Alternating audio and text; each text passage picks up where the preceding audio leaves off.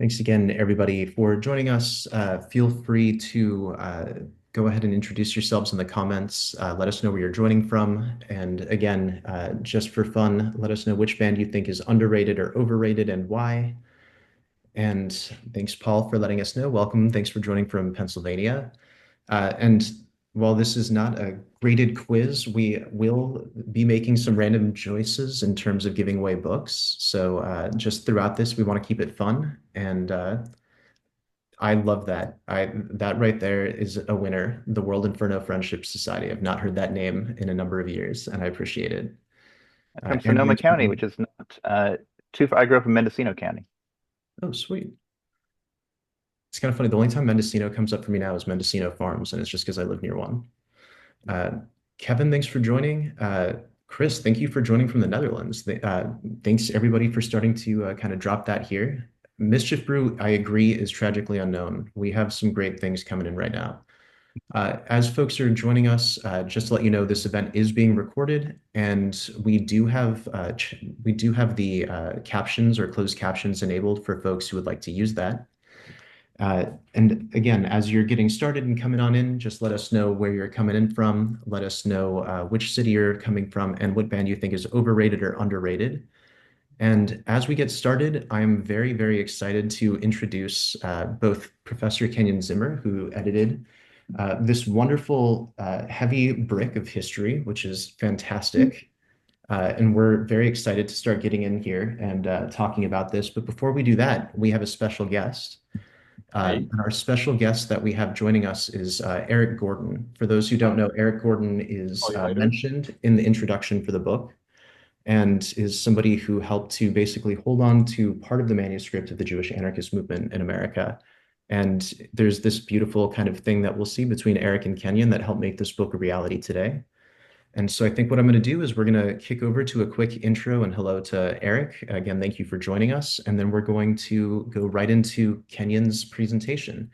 And throughout this event, I'm going to drop in some random questions, things like that in the comments, and we're going to start giving away some books as well. So again, thanks to everyone for joining. And with that, I'm going to kick it over to Eric Gordon. Hello. Can you hear me? Yes. Yeah. Okay. Well, this is. I will be very brief. I hope I can be brief. It's not my usual habit, but Kenyon has a lot more to say than I do. But I considered myself an anarchist for a number of years, and I wrote a doctoral dissertation actually about anarchism, about the anarchist movement in Brazil. And not the current one, but around the turn of the 20th century, the 1890s to about World War One, which was the height of that movement, around the same time that the IWW was active here.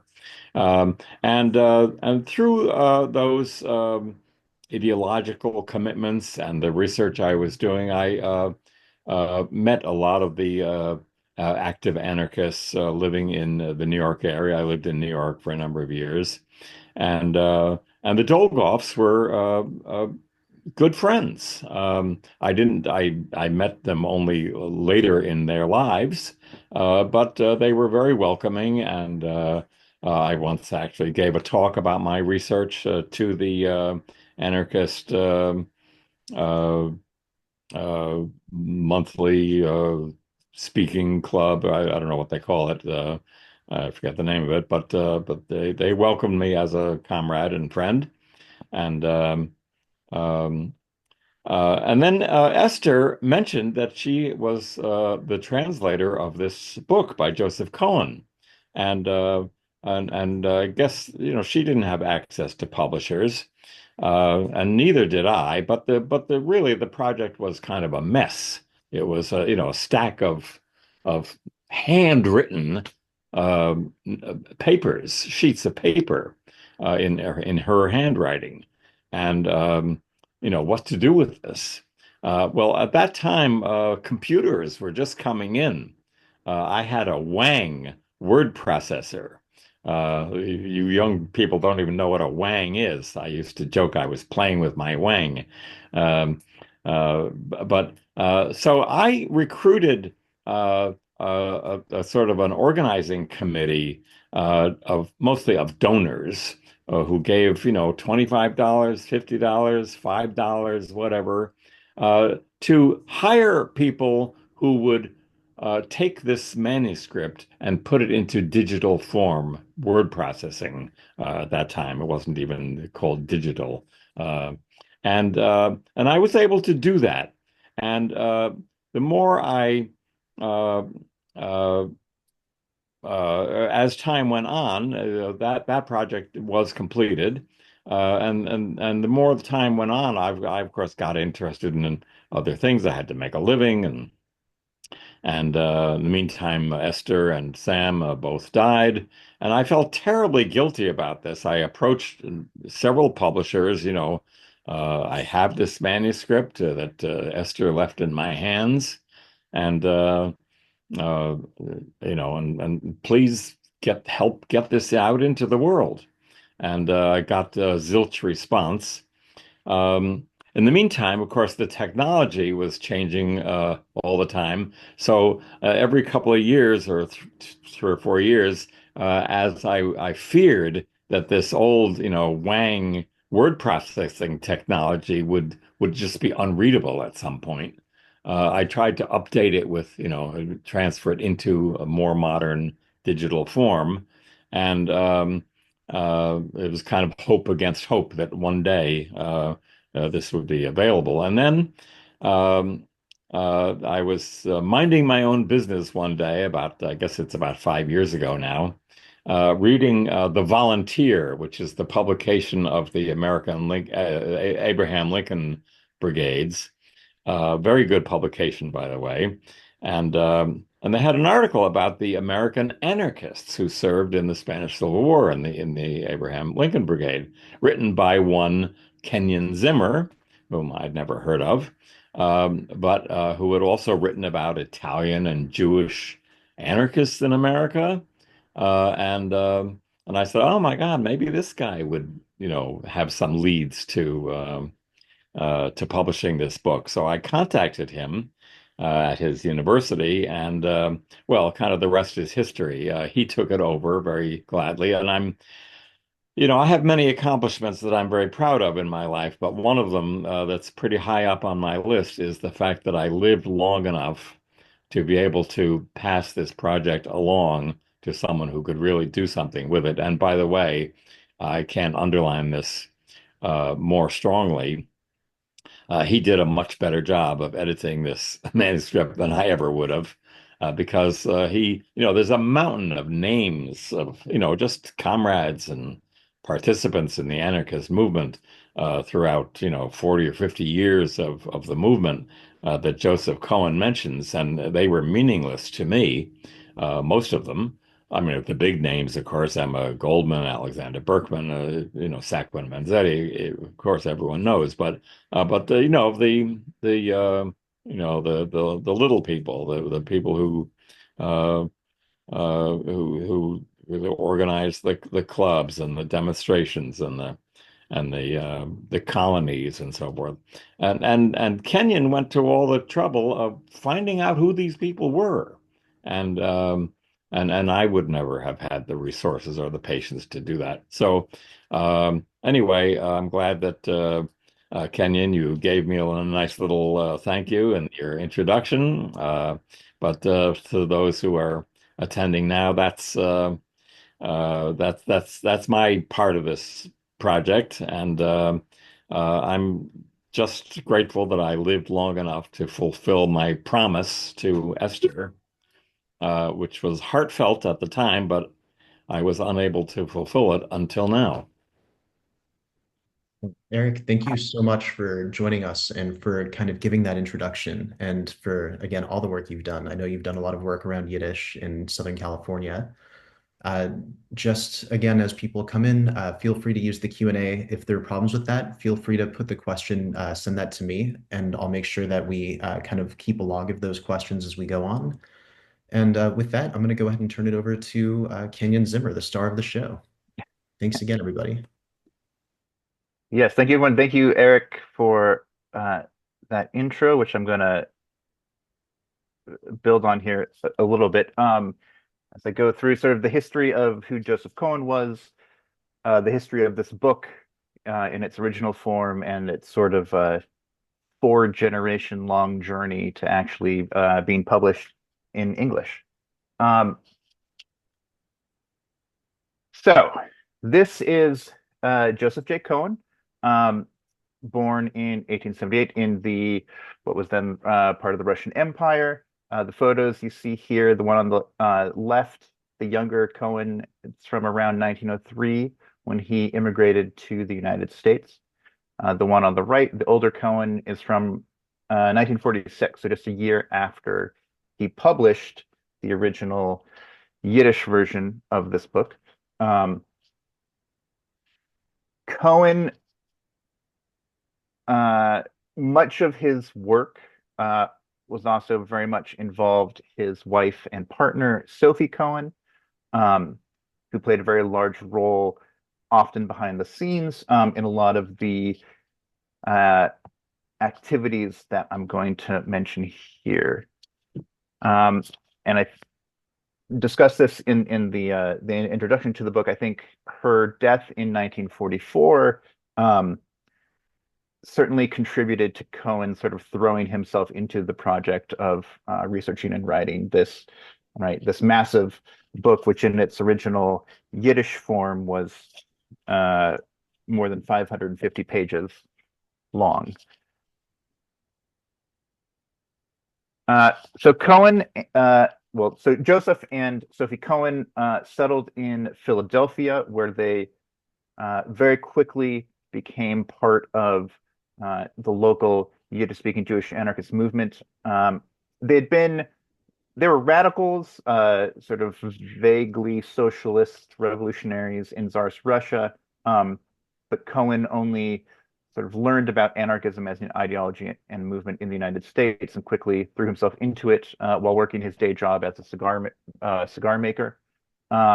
What the images here are from 2 relatively short-lived Yiddish anarchist newspapers published in Philadelphia, both of which Cohen was involved in, Breut und Freiheit, Bread and Freedom, and Das freie Wort, the free word. So behind the Lower East Side of New York, which was really the sort of global center of this diasporic Yiddish anarchist movement, Philadelphia in the United States was sort of the second largest and most active center for Yiddish-speaking anarchists in the US. So Cohen is involved from very early on in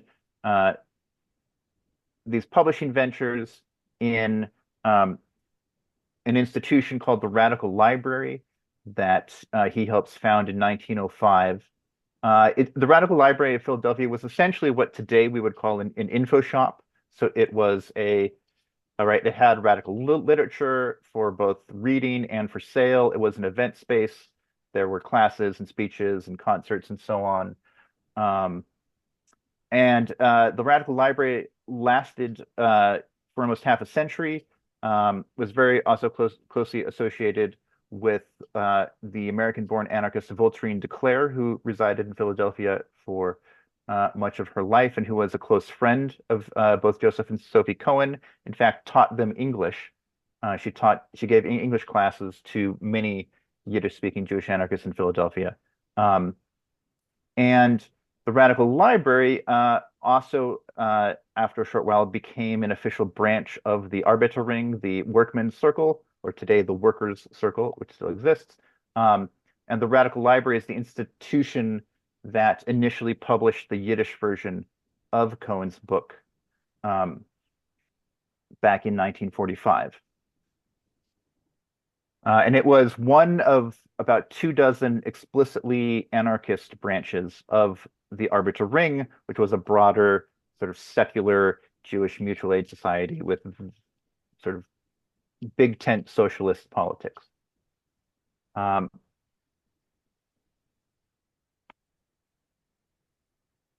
Cohen was sort of known as an institution builder and organizer. So after successfully establishing the Radical Library in Philadelphia in the 1910s, he is asked if he will move to New York to take over as the administrator for the Francisco Ferrer Center and Modern School in New York City, which was an anarchist-run school co-founded by, among others, Emma Goldman, to teach. So it was a school for children to teach them according to a sort of libertarian pedagogy, right, where teachers don't decide what the kids learn what they want to learn, and the teachers help facilitate that.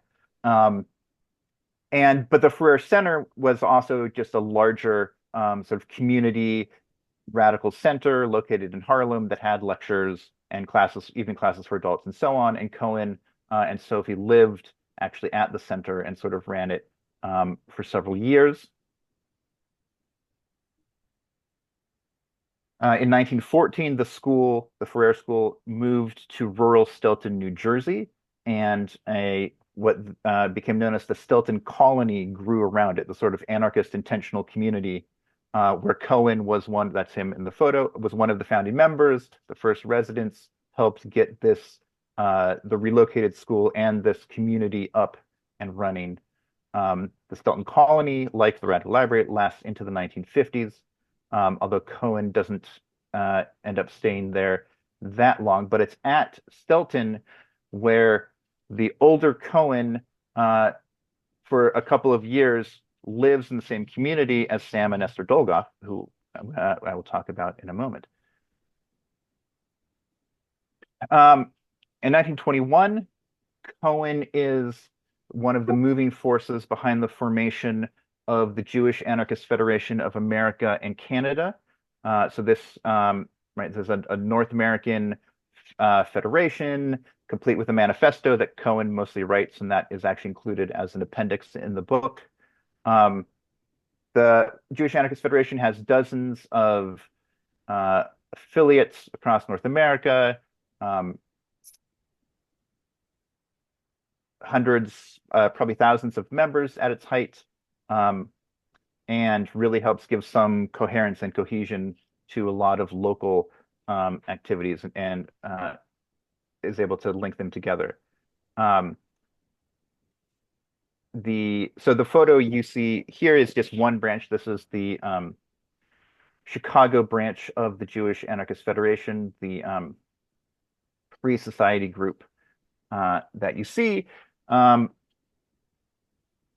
And it's one of many photos that I was fortunately able to include throughout the book, giving these, literal snapshots of the Jewish anarchist movement across the country here. In 1923, Cohen becomes editor of the Freie Arbeiter Stimme, the Free Voice of Labor. This is the preeminent Yiddish language anarchist newspaper in not just the United States, but the world. It was founded back in 1890, lasts all the way until 1977. Cohen is editor from 1923 to 1932 during a very critical period where he helps sort of rescue the paper from oblivion in the aftermath of the first Red Scare and the Russian Revolution and the rise of communism, where it seemed for a time that the paper was going to fold. And Cohen is able to step in and help sort of shepherd it through these very difficult years up into the Great Depression. He writes extensively of his time as editor in the book. But as editor, this puts him, so he puts him right in the midst of the radical movement, the labor movement in New York City, right in the midst of all sorts of conflicts within organizations like the International Ladies Garment Workers Union, which for most of this period that he's editor actually has an anarchist, a Jewish anarchist as its president, a guy named Morris Zigman, who's a close friend of Cohen's. So Cohen is really sort of an important figure in the world of Jewish radicalism and Jewish labor in New York throughout the 1920s. He eventually sort of gets pushed out of the editorship for reasons that he talks about in the book. And in the context of the Great Depression, he is asked to help organize a different kind of anarchist community, one that will with the goal of being an economically self-sufficient, intentional community, primarily aimed at recruiting, out of work Jewish garment workers and others. The Sunrise Cooperative Farming Community is formed in Alicia, Michigan. That's a rural area about an hour away from Detroit. They recruit a few hundred members, purchase a large farm that primarily produces peppermint, among other things, and try to really give it a go as a sort of experiment in anarchist communist living. It's a venture that has all sorts of ups and downs.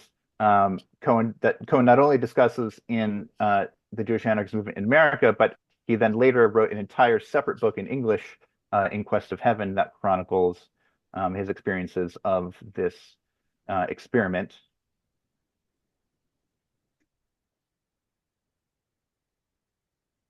And then in 1945, he publishes Die Jiddische Anarchistische Bewegung in America, the Yiddish Anarchist Movement in America, which originally he was asked if he could write a history of the Radical Library in Philadelphia. And then he decided he couldn't possibly do justice to the story of the Radical Library in Philadelphia without telling the entire history of this entire Jewish anarchist movement. So it's sort of a mission creep in his task results in the book, which again, it's over 550 pages in its Yiddish printing. It's the only, still to this day, the only book-length examination of the Yiddish-speaking anarchist movement in North America. So it's absolutely irreplaceable as a source. It's also irreplaceable because in the course of researching and writing the book, Cohen not only went to, consulted the back issues of the Freie Arbeiter Stimme and so on, but also conducted what were essentially oral histories with members of the movement to fill in gaps from his own personal experience and knowledge. So there's tons of information that he compiles in this book that would be difficult or impossible to obtain otherwise.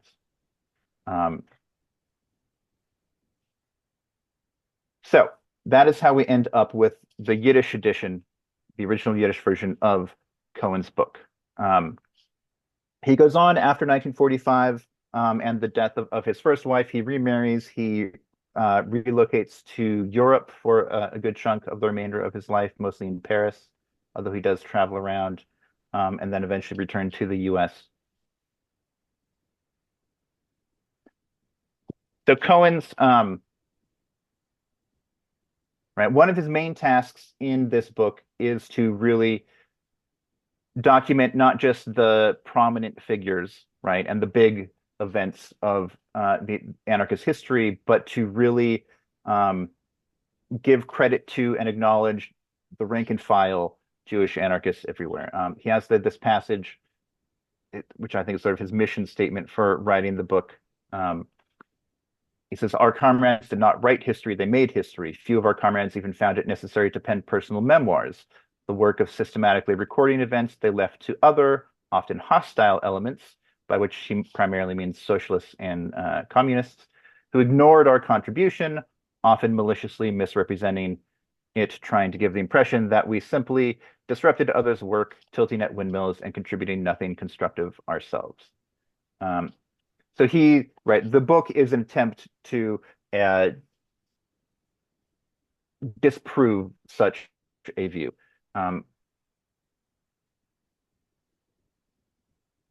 And throughout the book, he sort of, again, chronicles prominent figures you've never heard of, figures I had never heard of, even as someone who has written on the topic of the Yiddish anarchist movement.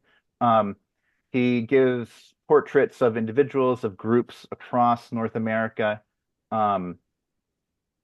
There are more than 700 individuals that he mentions by name throughout the text, the vast majority of whom would not be familiar to even an expert in the field like myself. But he goes out of his way to try to essentially name and acknowledge as many individuals in as many places that he can. And in the process, gives us the sort of overview of really the extent, the geographical extent of this movement and the extent of its activities, both in labor unions, in educational experiments, in all sorts of other ventures. So as he puts it, our anarchist movement played a preeminent role in the development of the Jewish labor movement in this country, as well as in the cultural life and spiritual development of the entire community of Jewish immigrants. And not only in this country, but also in the wider world, in the most remote places where Jewish wanderers had been cast, our words reached them through our newspapers, journals, books, and pamphlets that we published here and distributed all over. So this is a sort of map that I commissioned for this book to show the extent of the Jewish anarchist movement after its heyday. So in the 1920s and 1930s, this is, you know, after the heyday of the first 2 decades of the 20th century, and to show that even in the 1920s and 1930s, this was a really an extensive movement that continued in this era where in most conventional sort of narratives or histories of the Jewish left, by this point, sort of Jewish anarchism has disappeared, but it had very much not disappeared. So these are all Jewish anarchist groups that are mentioned in Cohen's account. So this isn't even necessarily an exhaustive list. This is just groups that he mentions in some of his chapters of the book. So this brings us to Esther Dolgoff and her husband Sam, who you see in the photo here, who Eric mentioned.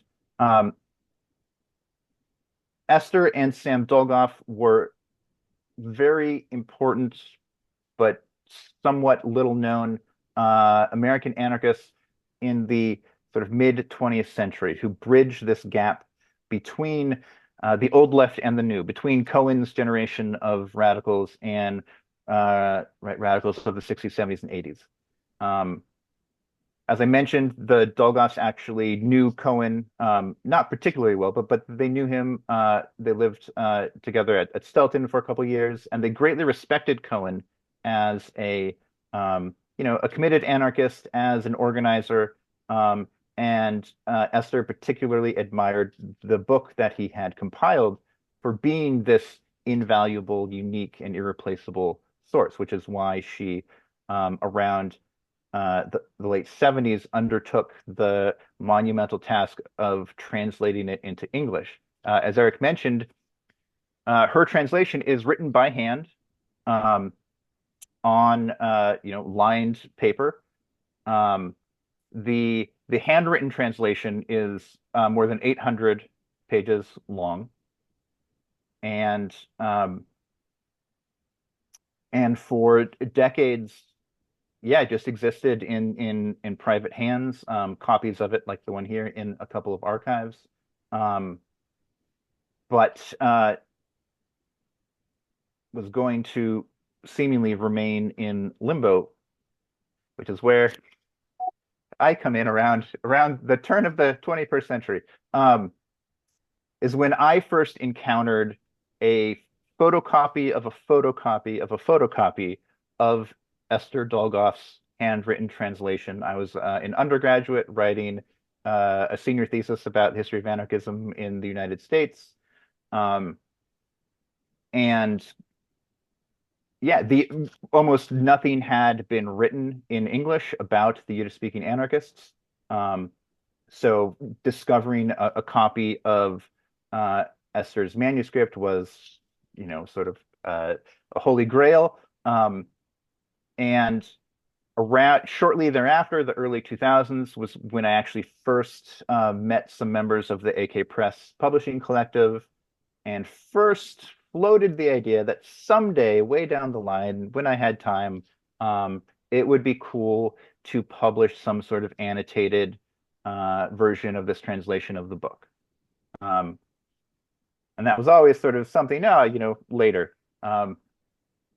maybe like a retirement project or something is what it ended up being, because it seems such a monumental task for a bunch of reasons. So yeah, so unbeknownst to me, I should say, okay. So I did go on to graduate school, continued this, learned to read Yiddish to delve more into this history that Cohen was one of the only people who had written about. Ended up publishing my first book, Immigrants Against the State, looking at both Yiddish and Italian-speaking anarchists in the U.S., using Cohen's book as an important source for some of that research. And working on some other stuff, including the art, some work on, as Eric mentioned, anarchist volunteers in the Spanish Civil War, which then led to us crossing paths. So, unbeknownst to me, at this time, one of the massive tasks had already been done, as was mentioned, and that was just transcribing those handwritten pages into a text file, which in 2017, I get this email out of the blue asking me if I would be interested in doing something with this manuscript of a translation of a history of the Jewish Anarchist Movement, which I immediately knew exactly what that was, because I had been, again, sort of playing with the idea of something like this. And then suddenly I had the entire translation in digital form, which was, that in itself was one of the things that had prevented me from ever moving forward with the project, because just that transcription would have taken me, an immense amount of time to do. So I inherited then in 2017 this, and was sort of took on the picked up the torch. So now we're sort of I'm the fourth generation here. We go from Cohen to the Dolgas to Eric to me. So it's a multi-generational, arduous task to bring this translation to fruition. Now, part of what made the project difficult and finding a publisher difficult was in its original form, it's full of sentences like this, right? We had a small group of very devoted comrades: Spanier, Bloomberg, Nathan, Gisnet, Becky Pevsner, Yezin, and many other comrades in around Oakland, Petaluma, etc. Right? So it's filled with these passages where Cohen talks about the active comrades in different locations around the country and the different people who contributed writings to the Freie Arbeiter Stimme. And, lacking the familiarity that Cohen and his intended readership back in 1945 would have had, these names mean pretty much nothing to pretty much everyone, right? Who are these people? So yeah, that was the other huge task, which took another 6 years to do, was to try to identify as many of these individuals as possible. So in the final text, we get their full names, because I added first names where they weren't there if I could identify them, and then annotating it. So whenever individuals, publications, events, and stuff are mentioned throughout the text, adding these often very extensive footnotes, giving at least the bare minimum of biographical information that I could about the more than 700 individuals mentioned throughout the book. Every single one of these biographical notes is sort of a rabbit hole that I could fall down, that I'm hoping future researchers will venture into, because they comprise an almost sort of biographical dictionary of the Yiddish anarchist movement, in a sense. And it took a tremendous amount of work. So the way that I went about identifying and trying to find information on these individuals, there are two main. So basically, technology is what made this at all feasible. Technology and digitization. Firstly, using census records that have been digitized, and other similar records at Ancestry.com. So things like World War I draft registration cards. are actually incredibly useful for finding little bits of information. Um, and things like birth years, year of immigration, occupation, for a lot of the, obscure rank and file folks that are mentioned, often all that I had to go on was something like information from a census, if I could find them in the census, because, right, anglicizing Yiddish and Russian names is itself an entire guessing game of sorts with these types of records. The other thing that made it possible was the digitization of the entire run of the Freie Arbeiter Stimme and of several other related anarchist and socialist Yiddish newspapers, which only in the past few years became fully text searchable. Because only around, I think, 2020 did the OCR technology, the optical character recognition technology, come into being to actually go through so that I could, type in an individual name and search through 80 years of the Freie Arbeiter Stimme to see if there's an obituary, if they contributed articles, if they donated money to a fund at some point, which is absolutely critical to making this possible. Because otherwise, prior to that, I was looking at using microfilm of the Freie Arbeiter Stimme and scrolling through 80 years of an often weekly publication, looking for needles in haystacks. Now, the somewhat ironic thing about this digitization project is that it was undertaken by the National Library of Israel, and Cohen was a lifelong anti-Zionist who I'm sure would have had some complex feelings about that. He actually, Cohen, after publishing his history, when he was living in Europe, he visited Israel and helped found an anarchist library in Tel Aviv, to which he donated a couple hundred books himself, which is very much in character for him. But his feelings on Zionism in Israel he makes no secret of in the book itself. This is a passage from one of the later chapters where, in his opinion, he writes, in the aftermath of the Holocaust, which affected the Jews 1,000 times more terribly than the pogroms of the past, some took refuge in Zion, where the Jews never knew happiness and peace, as if there, behind the desert of the Western Wall, protection and security would be found. They forgot all the lessons of history that have been written with rivers of blood over the last 2,000 years. Thought that was sort of fitting and a passage that's become perhaps more relevant and resonant since putting the book together, giving Cohen's own views there.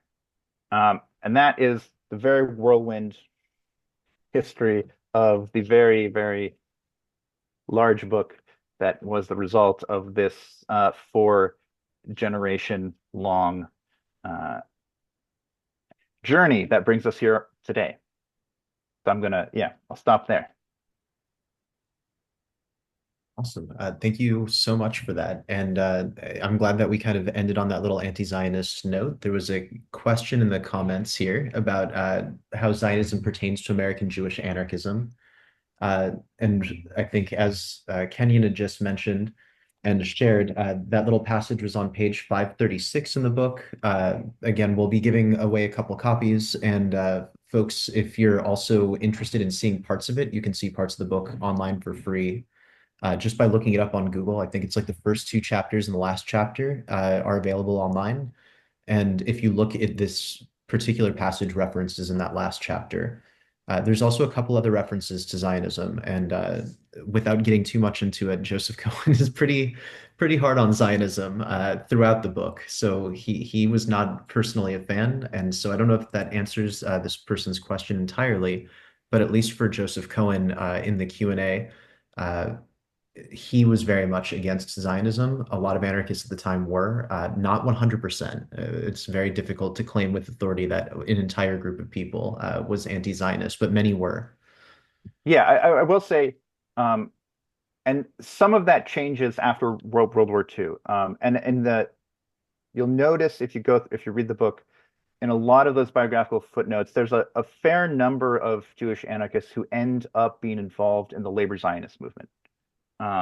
or supporting labor Zionism, mostly after World War II. So and there's complicated reasons for that. It doesn't necessarily mean that they were Zionists in the sense that we understand it today, but it does. Sometimes it does. Sometimes, and other times it means that they were at least supportive of, or you might say, complicit in certain elements of the nation building project. Often because in the aftermath of the Holocaust, they sort of and the refugee crisis of post-war Europe, many, but not Cohen, felt that there sort of was no short-term, at least, alternative. Yeah. And as we are looking through, if folks have any other questions, please feel free to share them. In the meantime, I can probably ask Kenyon questions all day until he tires of me, which I'm sure will be in the next 20 minutes or so. Uh, I think what we'll do for a moment is just ask some questions. We'll start off, or I'll start off, I guess, is you talked a little bit about the research that you had done, kind of digging up these ghosts through the archives, but how did you find some of their information? Because one of the things that I thought was amazing, and one of the things that caused me to tear up my book relatively quickly and dog ear it was the fact that not only did you find these individuals, but you're able to find out maybe a little bit about their organizing. And did you find that through other archives of newspapers, or was that through the Freie Arbeiterstimme, if you don't mind answering that one? The answer is yes. The answer is anything and everything, every possible avenue I could think of.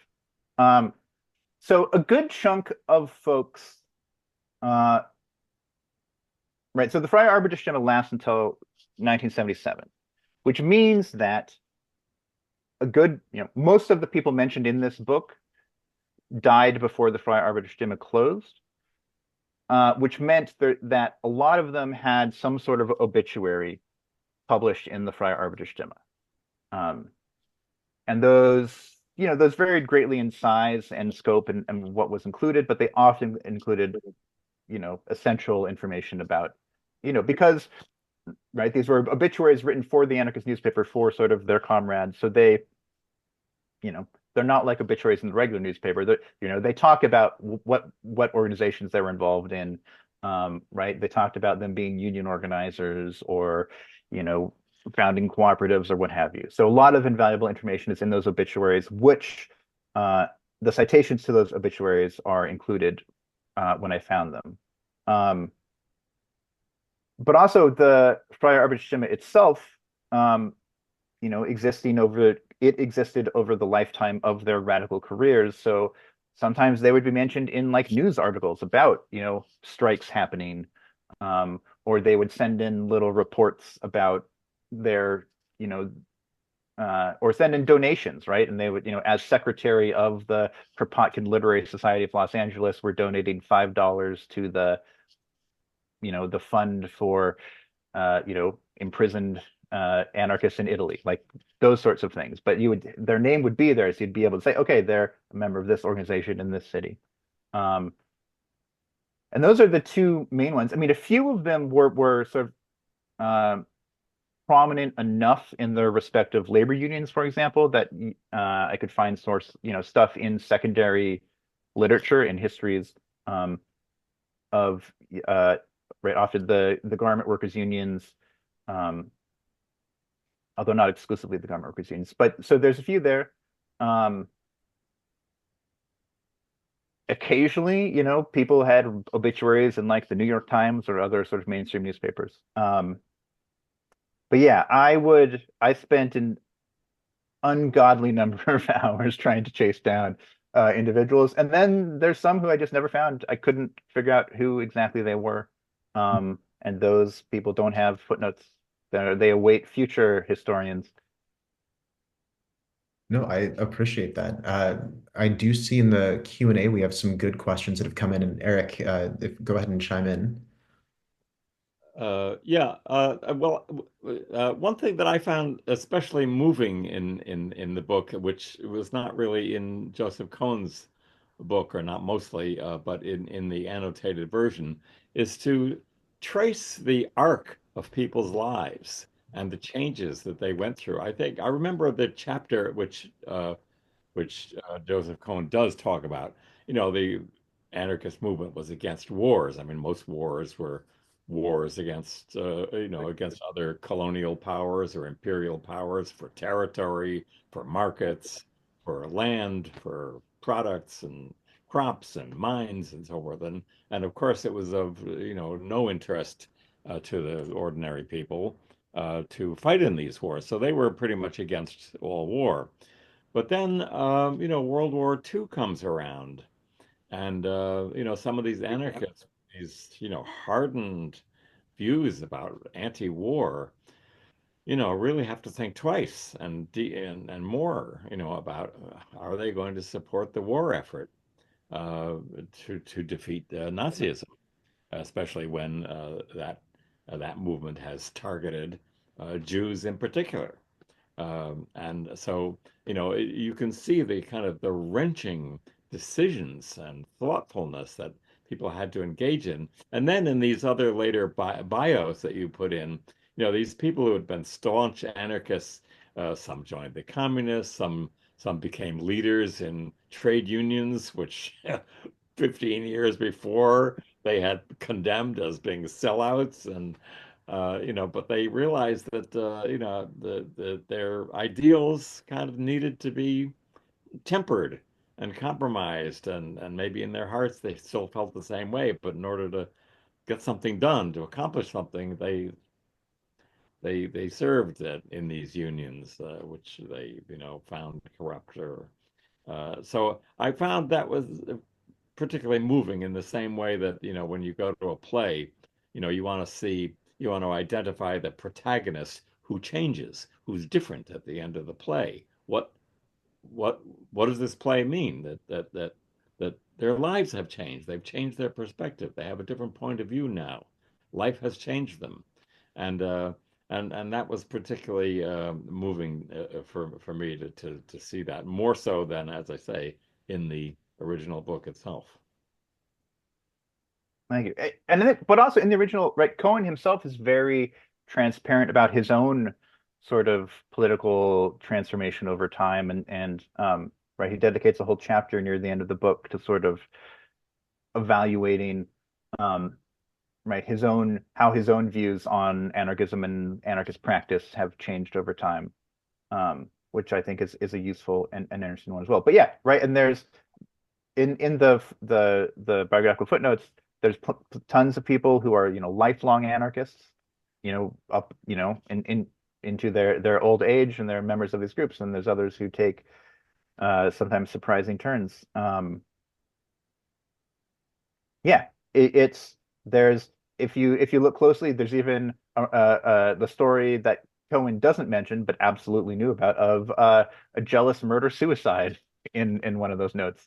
Um, yeah, there's all again, every note is its own sort of potential rabbit hole, potential uh, biography.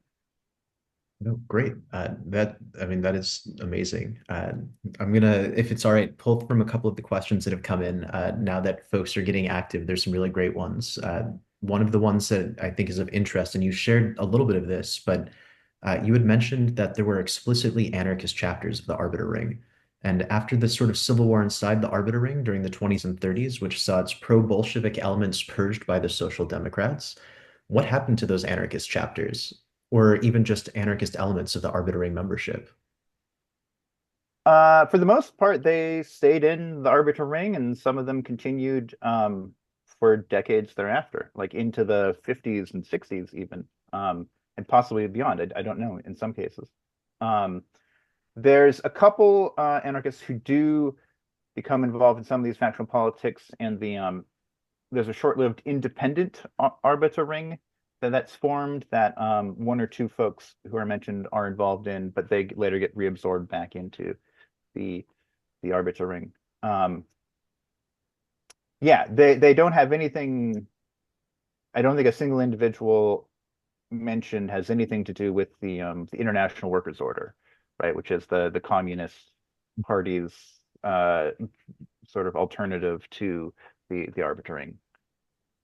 The only thing that I can add to that is that the Kropotkin Literary Society, which was one of the chapters that was explicitly anarchist and was in downtown Los Angeles, part of their archives continue today at a place called the Southern California Library, which is over by the University of Southern California. It's a private library that was started by Jewish communists, more or less, trying to preserve radical history during the Red Scare. But we do have at least some of the meeting notes and some of the history that goes through to the 1950s. So we're not sure when exactly that chapter was no longer active, but we do at least have some record through the 1950s. And if folks want to ever visit that, they're more than welcome to reach out to the Southern California Library. And as we move on to other questions, I think this one resonates with anyone who's been in radical politics for more than a few months, which is a great question, which is in reading the introduction, I appreciated the mention of anarchist infighting, which feels pretty alive in lefty spaces today. Any insights on how the infighting led to successes and failures, either in the book or in general? And are there any lessons from that time that we can apply to today? Ooh. Great question. Yes, great question. Yeah, there's plenty of infighting, both amongst anarchists and then between anarchists and Jewish socialists and the Daily Forward and so on, throughout the book. Yeah, so you know, Cohen, by all accounts, was a very blunt person who did not keep his opinions to himself once he had formed them, which many people found him sort of cold. Um, and in the book, he can be quite unsparing in his sort of evaluations of some prominent personalities in the anarchist movement. But he can also be very, very, you know, heap praise upon individuals too. So I mean, I have a quote from Esther Dolgoff in the introduction from an oral history interview she did, where she talks about how right, one of the reasons she admired Cohen is because he was a actually no, sorry, it's not from Esther Dolgoff, it's from Boris Yelensky, who was a Jewish anarchist and a founder of the anarchist Red Cross, who said Cohen was a builder, right? So throughout his sort of radical career, he was interested in, right, how do we build anarchist institutions that will last over time, that won't be, co-opted, that will be, and some of it is boring stuff like how do we keep the radical library financially solvent, or how do we keep a newspaper financially solvent? And he goes into some of that in here. So he was very much a sort of practical, pragmatic minded utopian radical, right? And trying to like thread that needle. How do we be sort of practical about our goals in a way that can, meaningfully last and have an impact. And yeah, so what lessons does that or the book hold for us today? I mean, that is the question, right? The cheap answer is I'm a historian. It's not my job to figure that out. That's for all of you. That's for the next generation. But more seriously, I think, right, among other things, what this book shows is that it was and is possible, to be a committed anarchist or to be a movement of tens of thousands of committed anarchists, taking an active role in not only anarchist specific institutions, but also in things like the labor movement, in the wider world of working class culture, ethnic culture, poetry, literature. These were all also central concerns of Cohen and the Freie Arbeiter Stimme, and the Jewish anarchist movement at large. So, and even though Cohen was quite opinionated, he was also very much, he wasn't dogmatically opposed to working with non-anarchists. He has a whole section in his chapter about editing the Freie Arbeiter Stimme where he talks about all of the non-anarchists who helped with the paper and contributed and who were published in it or were always, could be counted on to like help with a fundraiser. a lot of like very prominent figures in the Jewish labor movement, in Jewish literature, a lot of socialists and Marxists of various stripes who he counted among his friends. So I think it's also important not to lose sight of that, even as he absolutely loathed the Yiddish Daily Forward editor Abe Gahan, and throughout the book he makes that crystal clear. So it's a he wasn't again, he didn't hold his tongue, but he recognized the importance of sort of institution building and coalition building. I say those are two, I think, important things that maybe we can take from Cohen. Awesome. Yeah, so just a quick thing to everybody in the flyer for this event, that cover there, the man dressed as the clown was Ab Gahan, and he was using one of his editors as a grogger, as a noisemaker, and that was from the De Grosse Kundes, the big stick, and that was a satirical magazine making fun of Ab Gahan, which also similarly shared a distaste of him. Uh, One of the questions, and I'm seeing that we're kind of running out of time, so I think this is a really kind of powerful one that came up from Matt Shaw, was the book acknowledges that Cohen's focus was largely on the male activists, with women's rights serving as a distraction, which is mentioned directly in the book. And so the question is, drawing from the broader research, can you shed some light on the most noteworthy events that Cohen's narrative may have omitted? Yeah, and I will say, right, in this book, Cohen is sort of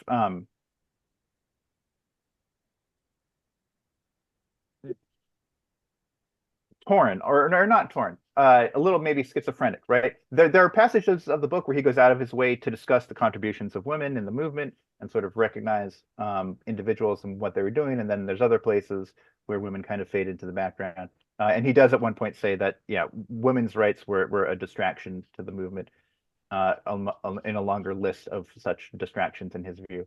So things that are not in here. I mean, yeah, I think the amount of women's participation and activism isn't proportionately represented in this book. But I think interestingly, any of the group photos of the book give you a sense of that the Jewish anarchist movement was, of any sector of the anarchist movement in the United States, undoubtedly the one with the highest degree of participation of women.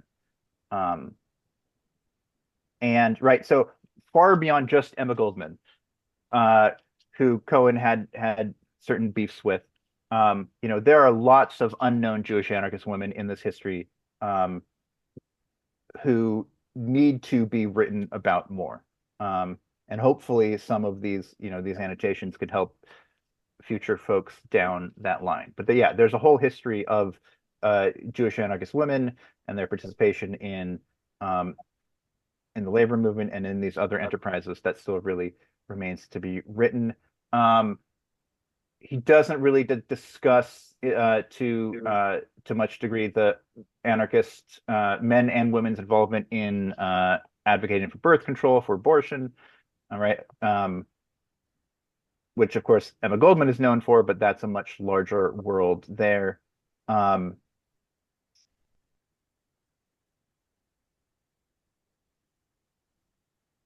There's and a part of it has to do with where he was when, right? So he's in New York from 1923 to 1932, but after that time, right, what's happening in like the garment workers unions and happening in the larger left, he's more removed from, so it's not covered in as much depth in the book. What's happening sort of in the 30s in terms of those areas. And then, right, the other thing that's missing, just because of when this was published, right? This was published in 45. And there's still, right, what happens in the Jewish anarchist movement, what's being written about in the pages of the Freie Arbeiterstimme between 1945 and 1977, and like what's the Jewish anarchist sort of discourse about events in those decades is pretty much a black hole in our historical knowledge at this point. Got it. Thank you. I mean, and I know that we're getting towards time. We'll run over by 1 or 2 minutes. Unfortunately, we can't get to all the questions, but I think a really great one to end on, just because it's always nice to look ahead, is what do you think the future of Jewish anarchism and the anarchist movement will look like in the coming years?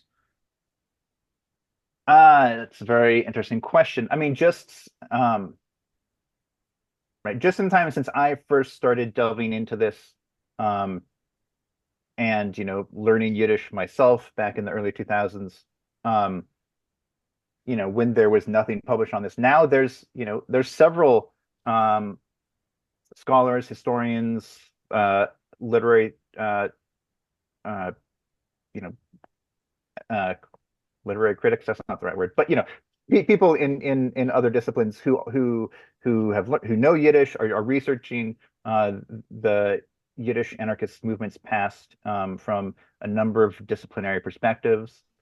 Um, so there's a lot more happening there. There's a lot more interest in learning Yiddish itself, which I think is tied to some generational shifts and sort of searching for more secular based, Yiddish identities and histories.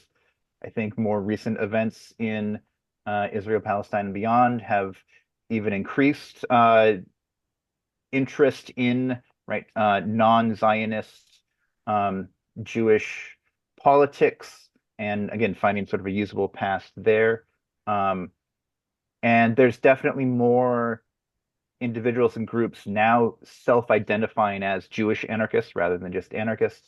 Um, as a result of that, as a result of increased anti-Semitism, things like the Tree of Life massacre in Pittsburgh, that I think have led to some of that, right, of pe some people who were anarchists centering their Jewishness more, and then on the flip side, uh, sending some sort of left-leaning Jews in search of alternatives. So I think it's growing, and I think it will probably continue to grow, this interest in specifically Jewish anarchism and what that looks like and how you combine those two things. Amazing. Thank you so much. Thank you, Kenyon. Thank you, Eric, for joining us. We've given out one book during this. I'm going to be randomly reaching out to a couple of folks that have joined us that also put in for a book. So thank you very much for joining us. We're very excited to get some of these books out there. We'll be sharing a lot of links. There's a lot of information shared. And with that, thank you so much. If there's anything that we want to do as we close out, Kenyon, feel free. If there's anything you want to plug, I know you have some interesting work you're working on that I'll put in the thank you comments. And Eric, again, thank you for your time. Yes, thank you, Eric. Thank you. This came up in the comments. The Sam and Esther Dolgoff Institute, an organization founded in memory of the Dolgoffs, which actually helped with some funding to get the book published. Um, and yeah, thank you, Aaron, for helping put this all together. Yeah. Kenyon, I just want to say just put something in the mail to you a couple days ago. I don't know if you've gotten it yet. I Um, have not, but I will keep an it, eye out. the The holiday tracking, gift to keep it out for. it's in the post office in Dallas, I think. So you should be getting it soon. All right. Thanks again, everybody. And again, as we're heading out, this event was brought to you by AK Press, who helped make this book possible. We very much thank everybody for that. It was also made possible, obviously, by Kenyon and Eric here, by my organization, Culture Mercado, which I see a lot of folks have said they want to sign up for. So thank you. You'll be hearing from us shortly. And then from the Southern California Arbeter Educational Center, whose chairmensch Ruth is also here. For anybody interested in learning Yiddish, hit us up. There are many ways to do it, and we look forward to organizing and speaking with you all soon. Großen Dank. Have a wonderful evening.